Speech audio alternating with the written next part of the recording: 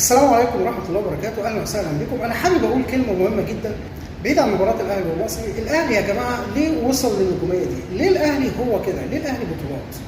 خلينا ناخدها واحدة واحدة. الأهلي منظومة كبيرة، نتيجة المنظومة دي كلها النجاح.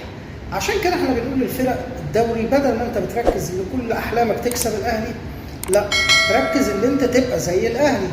اتعلم يا اخي، اتعلم من الاداره، اتعلم من الخطيب، شوف الاداره ازاي، شوف صالح سليم كان ازاي، شوف الاهلي عنده مبدا ولا لا، الاهلي لو عاقب حد بيتراجع عن القرار ولا لا، هل الاهلي فيه فوضى جوه، هل الاهلي بينشر اخباره اللي مش حلوه على الاعلام كله، هل الاهلي بيقطع في الفرق الثانيه، هل الاهلي لما حد بيغلط فيه بيخلي الاعلام يبهدل ويرد ويعمل. لا، اتعلم ازاي الاهلي بيركز في الهدف عشان يجيب جون في المقص، مش اي جون كمان. فلازم تاخد بالك، احنا عايزين الفرق كلها يا جماعه تتعلم من منظومه الاهلي. ليه؟ لان منظومه الاهلي ناجحه. هتقول لي منظومه ثانيه، اقول لك بدليل ايه؟ فين البطولات؟ في النهايه دي ارقام. البطولات ارقام، الفرق والدوري يعني ارقام وبطولات. فين الارقام والبطولات؟ مفيش الا الاهلي. طبعا ده على المستوى دلوقتي العالمي.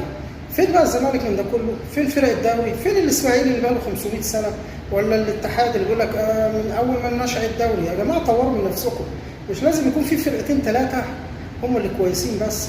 بصوا البيراميدز، بيراميدز ظبط نفسه ولقى الدعم كويس، جاب لعيبه صح والمنظومه مشيت كويس وبقى قوي، فريق قوي بقى بينافس على الدوري وعلى اي بطوله. بس هو مشكلته ان هو ما عندوش جمهور وما عندوش روح البطوله، او تقدر تقول مشكلته انه جه في وقت الاهلي موجود فيه. هي دي مشكله.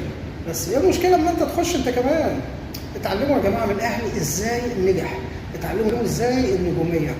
احنا نتمنى كل فرق الدوري تكون في اعلى مستوى، لان ده في النهايه هيصب على فريقنا القومي. شكرا لكم والسلام عليكم ورحمه الله.